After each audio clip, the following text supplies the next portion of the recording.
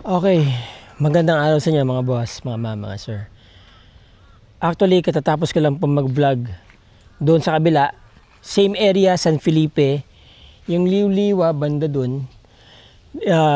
Pagkagaling ko doon sa isang property, doon may diretso lang kami papunta dito. Nandun na liw-liwa. Tapos dito, coastal area po yan. Actually, napakalapit ang dagat dito. This property is also considered as residential and residential and beach lot. Yan. May na-vlog ako noon doon na property. Yun, na-vlog ko na yun dati. Kung matatandaan ninyo, wala pa akong drone shots doon. Pero this one, gusto ko yung bigyan ng perspective how it looks like from here sa aerial view. Okay, so paliparin muna natin si Chokokoy.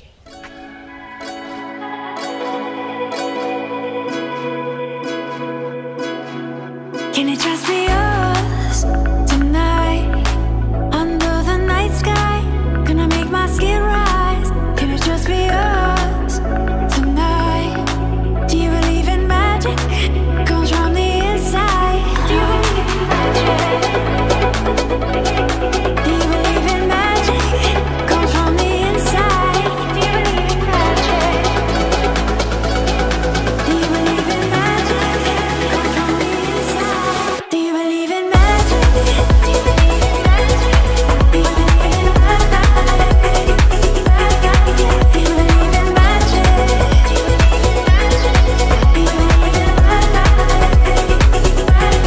Do you believe in magic? Do you believe in magic? Comes from the inside. Do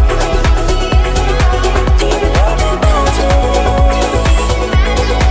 Comes from the inside. When you're in the dark, secrets I keep. Let the world just fade away. You're all I need. Can it just be us tonight? No one can see. Give you my trust tonight. It's yours to keep. Let's fall in love tonight. In the right place, at the right time. Can we fall in love tonight? Do you believe in magic? Comes from the inside. Do you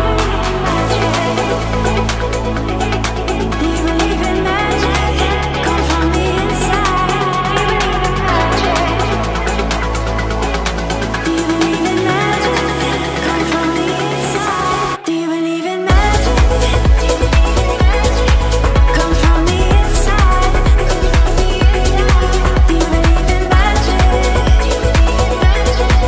Comes from the inside. Do you believe in magic? Comes from the inside. Do you believe in magic? Comes from the inside.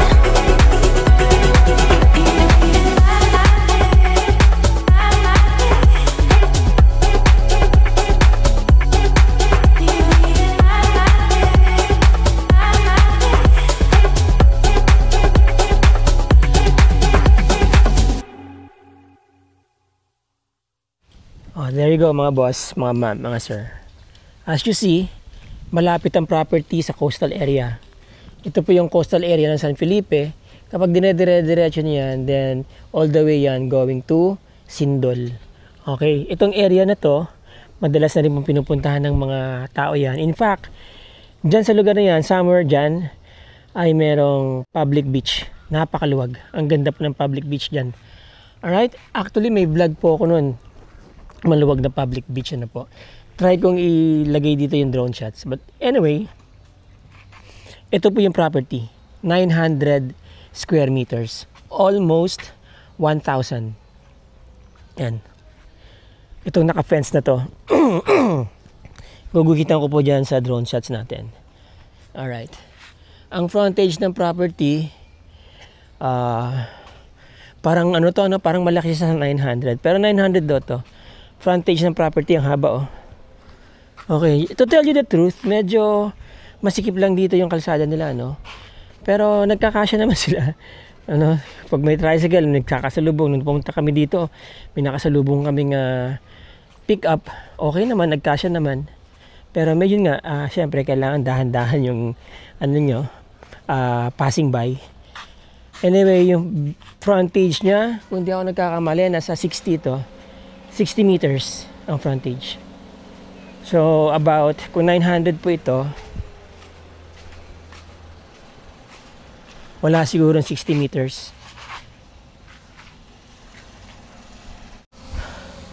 Okay. Hindi po pala kasama lahat. Tinanong ko. Hindi pala kasama lahat. Kaya nagtataka ako, sabi ko 900. Sobrang laki naman yata. But anyway, mula doon sa pinanggalingan natin, dito po yung property. Mula doon hanggang dito, meron po siyang precast dyan sa loob. Okay, makikita natin. So, kung 900 yung binibenta, ibig sabihin yung total area ng property ay nasa 1.8, di ba? Ngayon, pasok tayo sa loob. Technically, corner lot siya dahil may kalsada rin po dito sa gilid. Meaning, pwede rin kayo maglagay ng access point nyo anywhere here sa side na to. Ayan o, maluwag ha? Maluwag na. Mas maluwag pa to kaysa dito sa Barangay Road, di ba? Ayan o. Kala mo isang lote pa uli eh. No? Maluwag po. Ito yung Barangay Road nila. Yung dinaanan ng tao na yun, kung nakita ninyo, yung street na yan, nilabas yung mga tao na yan, naglalakad lang sila. Mga turista yan, galing yan dito sa beach. Beach na po yan. Alright? Now, ito, ang access ng property, yung bakod hanggang doon. So, this is about, mas mahaba tong side na to, kaysa dito sa magiging frontage niya. So, kung 900 to, I guess this is about, sabihin na natin 30 by 30, ano? Almost the same pala. Okay. Sa loob, may tanim na mangga. Piko.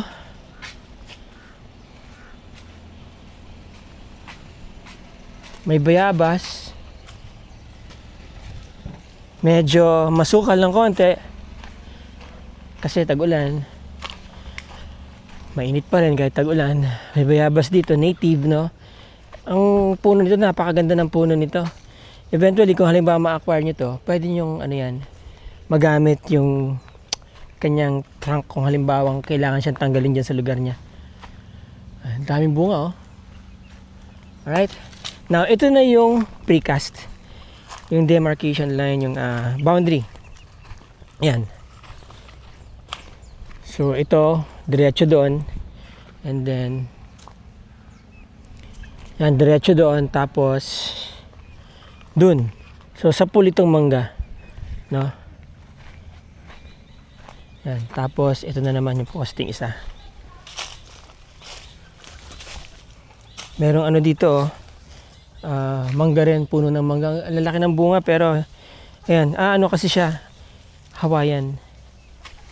Malalaki, oh. Ayan, oh. Sayang lang, oh. Diba? Masarap din yan, eh, mga boss. Ayaw lang nila kasi daw, lasang gamot. Pero ako nasasarapan dyan. Sarap na sarap. Anyway, ayan, precast. Didikit yan dito. Alright. So, yan. Ito yung bakod. Okay. Yan. Pag ganun, papunta dun.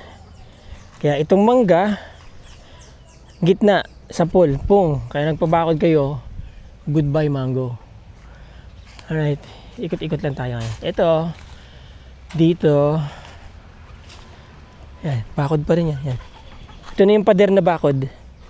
Tapos, ito may kapitbahay kayo dito. Yan. Maganda yung lugar, mga boss, ha? Very nice.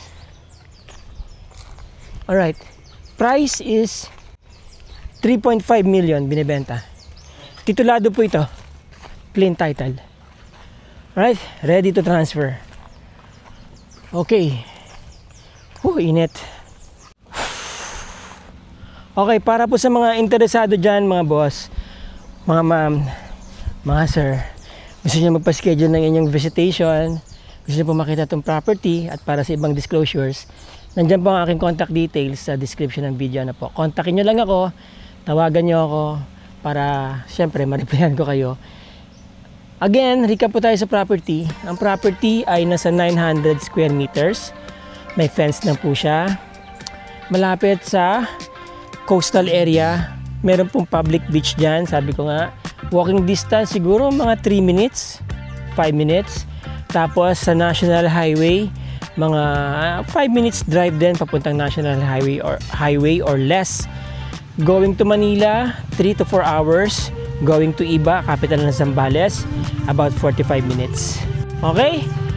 Again, mga boss, mga ma'am, mga sir, maganda po itong property, residential beach lot. Maraming salamat sa inyo mga boss, mga ma'am, mga sir, sa inyong oras, sa inyong panonood. Till the next video. Ciao!